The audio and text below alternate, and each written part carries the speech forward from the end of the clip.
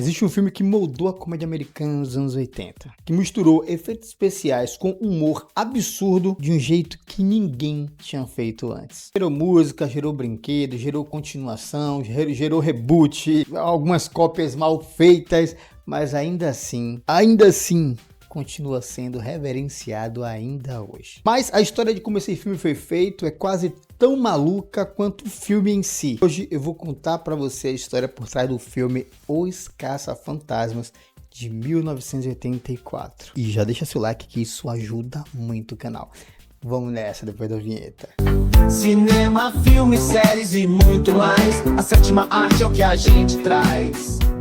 Tudo começa com Dan Aykroyd, o cara de Blues Brothers, de Saturday Night Live, um dos maiores comediantes dos Estados Unidos nos anos 70 e 80. Mas antes de ser comediante, Dan cresceu numa família que era obcecada pelo paranormal. O avô dele fazia sessões espíritas na fazenda, inclusive tinha vários diários descrevendo tudo, tintim por tintim. Inclusive o pai dele chegou a escrever um livro paranormal, tipo cheio de fantasma, dessa parada de mediunidade, etc. Então é uma parada de família mesmo. Enfim, Dan seguiu a carreira de comediante, mas mesmo após o sucesso, ele ainda era ligado às coisas paranormais. Inclusive, ele lia revistas que misturavam ciência e coisa de fantasma. Um dia ele leu um artigo sobre física quântica e parapsicologia e teve uma ideia. E por ele ser Dan Aykroyd, você já sabe que a ideia é bem maluca. Ele queria pegar todas aquelas pesquisas de paranormal e transformar num filme de fantasmas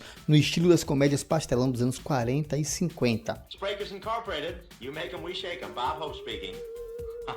Fantástico, tecnológico, absurdo e claro, pessoal. I wrote Ghostbusters just because it's the family business. Dan escreveu o roteiro para um trio específico, 3 dos maiores nomes da comédia americana da época. Ele mesmo, o Dan, o seu melhor amigo John Belushi e o Ed Murphy. I don't want to be drafted. Agora pensa aí, Dan Aykroyd, John Belushi e Ed Murphy estrelando um filme. Bom, só em ter eles, com certeza o filme já ia ganhar na bilheteria. Podia ser ruim, mas só tendo esses 3 era sucesso de bilheteria certo. O problema é que esse filme nunca aconteceu. John Belushi acabou morrendo em 1982, bem antes das filmagens. Dan Aykroyd perdeu o melhor amigo e um parceiro de ideias criativas. Parte da esperança que ele tinha também com esse filme. Então, Dan entregou o roteiro para o agente dele. E por sua vez, achou que ele seria perfeito para um diretor canadense chamado Ivan Reitman. Simplesmente o cara que tinha dirigido Almôndegas e Recrutas da Pesada, 2 grandes sucessos. Inclusive os 2 tinham Bill Murray atuando. Ivan leu o roteiro e achou aquilo incrível, só que tinha algum problema. O roteiro original não tinha nada a ver com o filme que a gente conhece. O filme era ambientado no futuro, tinha caçadores de fantasmas que eram iguais a encanadores espaciais, era muito longo, muito complexo, com uma porrada de efeitos de ficção científica que era muito difícil de trazer para a realidade naquela época. Então o Ivan olhou assim e fez, velho, isso aqui é impossível de gravar. Aí o Ivan marcou um almoço com o Dan Aykroyd, explicou o que ele achava do roteiro. Isso aqui é difícil, vamos fazer o seguinte? Olha, eu pensei numa história de abertura de negócio. Vamos lá, 3 caras inteligentes que se encrencam ao mesmo tempo, que aparecem fantasmas em Nova York, eles capturam fantasmas e ficam famosos. Simples, real e com um humor natural, que é o que a gente tem. E Dan, como um cara inteligente que sempre foi, claro que topou. Acho que ele nem imaginava que era uma das melhores ideias que ele já tinha ouvido. Ivan chamou Harold Ramis, outra lenda da comédia americana, chamou ele para coescrever o roteiro e Harold aceitou, mas além de escrever, ele também pediu um papel no filme e claro que ele teve. Agora eles tinham 2 dos personagens principais e faltavam um. Com Belushi fora e Ed Murphy fora de cogitação por causa dos custos, pensaram em Bill Murray. Hello, I'm Bill Murray. You can call me Billy, but around here everybody just calls me the new guy. E fazia sentido. Bill Murray e Dan Aykroyd já trabalhavam juntos, isso já há 4 anos, então tinha química entre os atores, química entre os diretores, então tava tudo certo. Sem falar que ele era o maior nome da comédia americana naquela época. O problema é que Bill era conhecido como um cara assim, não muito certo, não muito confiável, no quesito de organização. A Ivan disse que praticamente teve que obrigar o Bill a se comprometer com os outros 2 filmes anteriores. E era muito difícil, tinha que ficar cobrando, bora, tem que gravar, vamos lá, tal hora e tal. E com Caça-Fantasmas não foi diferente. Durante toda a pré-produção, Bill sumiu. Chega, rimou, Bill sumiu. Ninguém sabia onde Bill estava. Na verdade, ele estava. Hoje a gente sabe que ele estava na França, mas ele se picou para a França e ninguém sabia. Ele só concordou em fazer o filme, mas não assinou nada. Depois não disse mais nada, desapareceu. Ninguém imaginava onde é que ele estava, se ele ia aparecer na filmagem, se não ia, como é que estava, as expectativas. Ele não perguntava mais nada sobre o filme. Não tinha garantia nenhuma que ele ia aparecer. Ninguém conseguia contato com ele. Um dia antes da primeira filmagem, um dia antes de começar a filmagem, alguém disse assim, velho, é amanhã, 10h30 da manhã que começa a filmagem, e o Bill, cadê o Bill? Bom, no outro dia, às 8 da manhã, o Bill tava lá, um dos primeiros a chegar. Bom, enquanto o elenco se formava, Ivan foi procurar um estúdio, ele precisava de um estúdio para fazer o filme, precisava de alguém. Ele foi falar com o presidente da Columbia Pictures, esse cara aqui, o Frank Price. O estúdio tinha acabado de ter um sucesso enorme com Recrutas da Pesada, que custou 10 milhões e rendeu 80 milhões. Daí o Ivan apresentou a proposta do Caça-Fantasmas e o presidente lá disse, tá, beleza, quanto? Ivan pegou o roteiro, olhou assim, pesou e disse, bom, acho que uns 25 milhões.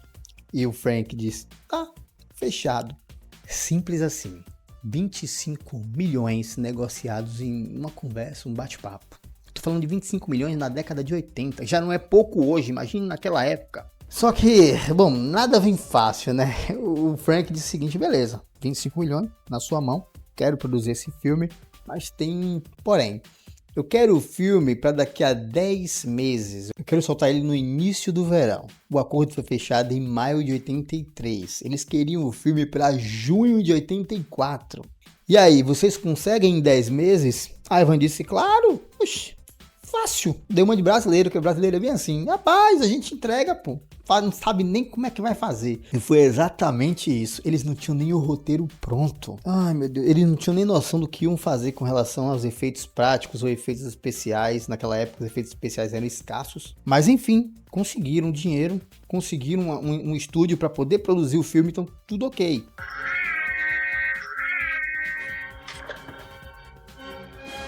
Todo mundo estava feliz, todo mundo estava alegre, todo mundo estava contente, todo mundo estava serelepe e pimponho ali. Só que aí a Coca-Cola compra a Columbia Pictures. E a Coca-Cola não entendia nada de cinema e também não queria aprender, disse o Frank. Eles não sabiam nada sobre cinema e não estavam a fim de aprender. Coca-Cola achava que o filme era um fiasco, que era um filme caro demais e não valeria a pena gravar. E assim começou uma guerra interna. Frank defendendo o filme e a Coca-Cola mandando cancelar. Nessa etapa eles já tinham escrevido o roteiro, já tinham começado a gravar as primeiras cenas. E assim, enquanto tá tendo essa guerra interna entre o presidente da Columbia e a Coca-Cola, eles estavam passando por outro problema, que era o nome, Ghostbusters. A equipe escolheu o nome, achou perfeita, fazia total sentido com o filme, mas já tinha dono. Uma empresa de animação chamada Filmation, mais conhecida por esse desenho aqui, eu tenho a força! Tinha registrado o nome Ghostbusters. A Columbia tentou negociar, a Filmation pediu um valor exorbitante que a Columbia não ia pagar, ainda mais com a Coca-Cola querendo cancelar o filme, que não queria investir mesmo. E enquanto tinha essa negociação do nome, os produtores falaram o seguinte, ó, vocês vão fazer assim, ó, vocês vão gravar o filme em dobro. Todas as cenas que vão usar o nome Ghostbusters, qualquer cena que tiver aí Caça-Fantasmas, vocês vão gravar 2 vezes. Caça-Fantasmas e Pega-Fantasmas. Eu fico pensando em cada rua, em cada figurante, faixa, camisa, o que tudo gravar 2 vezes. É que negócio mais de doido da pega, velho. Só que tem uma cena, que é essa cena aqui. Foram 400 figurantes gritando Ghostbusters. Frank viu aquilo ali foi no meio de Nova York, tá? Ele olhou aquilo ali e fez assim, véi, peraí. Pegou o telefone público, botou uma ficha ali e ligou. Tá ouvindo isso daqui? Não tem como eu gravar isso aqui de novo. Não tem como fazer isso 2 vezes, não. Puf!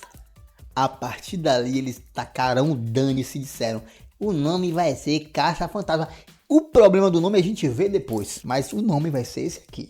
Caça-fantasma. O bicho é corajoso, né, velho? Ghostbusters, what do you want? Bom, as gravações seguiram, tudo que não precisava de efeitos especiais já foi sendo gravado. E você lembra, eu falei que eram 10 meses para gravação, não é? Pois é. Aí entrou as questões mais específicas dos efeitos especiais. Naquela época só existia uma única empresa que era responsável por efeitos especiais, a ILM, e ela já estava super ocupada, que a empresa do Spielberg estava ocupada fazendo o filme de Indiana Jones lá no Templo da Perdição. Uma única empresa. Mas veja como as coisas se encaixam. Tinha um cara dentro da ILM que estava insatisfeito com o trabalho. E era um cara muito bom no que fazia. Ele ficou dizendo que a empresa tinha se tornado corporativa demais, e aí... Bom, foi o que ele disse. Então ele disse, eu não tô feliz com a empresa não, tá muito corporativista, eu quero cair fora. O nome desse cara é Richard Edlund. Se você não conhece esse cara, você conhece o filme que ele fez. Esse cara é simplesmente um dos mestres de efeitos de Star Wars. E ele queria sair de lá e abrir a própria empresa. E o Ivan disse o seguinte, beleza, eu te dou 5 milhões para você sair, abrir sua própria empresa e fazer os efeitos especiais pra gente. Começar uma empresa do zero, parceiro. Sair da empresa que ele já tava de saco cheio, abrir a própria empresa. Richard não só aceitou, como recrutou os melhores da ILM. Os melhores.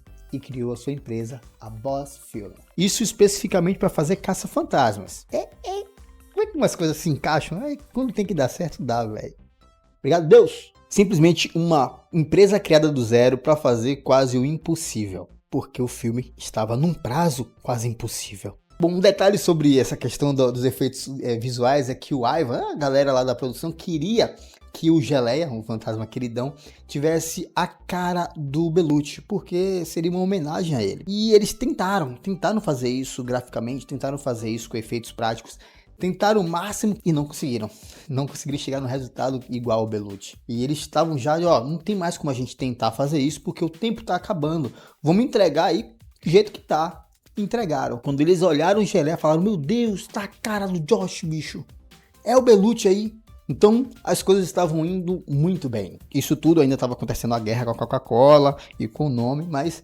Vamos lá, com tanto problema, isso aí era perfeito. Bom, o elenco principal estava definido ali, tudo ok. A gente já tinha todos os Ghostbusters, mas faltavam alguns coadjuvantes. Daí eles abriram a audição.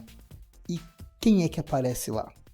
Diga aí, quem aparece? Ninguém mais, ninguém menos. Sigourney Weaver, a caçadora de Alien. Naquela época, ela já era um nomezaço. Ela já era a top. Não era qualquer atriz, não. Era uma atriz de peso. Uma atriz séria. Uma atriz respeitada. E ela queria um papel num filme de comédia que ninguém nem sabia que se iam conseguir gravar. Mano.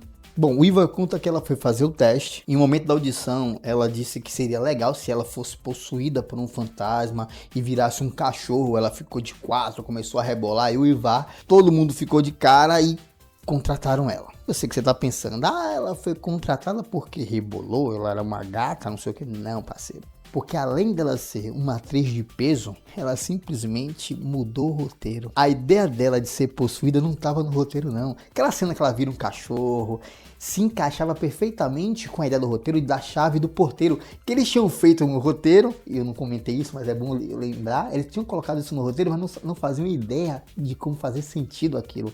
E graças a ela... fez sentido, porque aí ela virou o porteiro. Cara, tá entendendo? Isso é muito bom, velho. Cinema é muito bom, velho. Essa galera teve tanta sorte só dela se interessar em fazer Se ela só tivesse ido lá fazer o teste, eles já tinham pego a ideia dela, feito o final com outra atriz. Saca? Velho, é muito bom. As filmagens seguiram e filmar em Nova York era um caos. O diretor conta como os atores eram muito famosos. Chovia de fã, velho, ao redor da filmagem. A galera gritava, era todo mundo querendo ver e tal. Então, já estavam esperando o filme já. Já estavam empolgados com o filme só por causa dos atores. E o Ivan, ele filmava de dia e editava de noite. Inclusive ficando até de madrugada editando para poder entregar o filme o máximo nos 10 meses pedidos.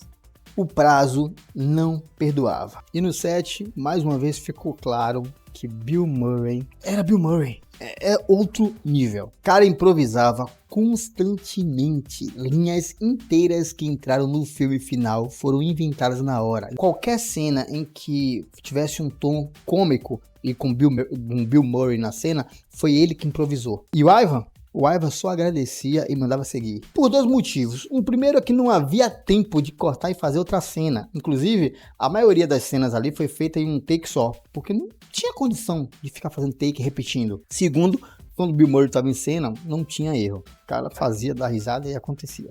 Bom, efeitos especiais feitos, roteiro feito, atores escolhidos, o filme foi entregue. E Caça-Fantasmas estreou em junho de 84, como combinado. E ficou em primeiro lugar em bilheteria por 13 semanas. 13 semanas. O filme arrecadou quase 300 milhões de dólares. Lembra que ele custou 25. E o filme tá aí. Virou franquia, virou animação, virou brinquedo, virou videogame, virou cereal, enfim. E a Coca-Cola, que não botou fé no filme no passado, pediu a parte dela. 10 meses, 25 milhões de dólares. Uma empresa de efeitos especiais criada do zero, um elenco que quase não existiu, um estúdio que não queria fazer o filme, uma briga pelo título do filme e ainda assim deu tudo certo, muito certo. E essa é a história de Caça-Fantasmas. Esse vídeo todo foi feito com base no documentário Filmes que Marcam Época, que está na Netflix. Se você não viu, eu insisto, assista, porque isso aqui é o resumo do resumo. Eu peguei um agregado das coisas ali, ó, só para poder trazer para vocês, mas o documentário só tem 45 minutos e é muito rico, muito rico. Bom, muito obrigado por assistir até aqui. Não se esqueça de se inscrever no canal, pelo amor de Deus. Valeu, até a próxima. Se é cinéfilo e não nega, segue o Mega. Valeu!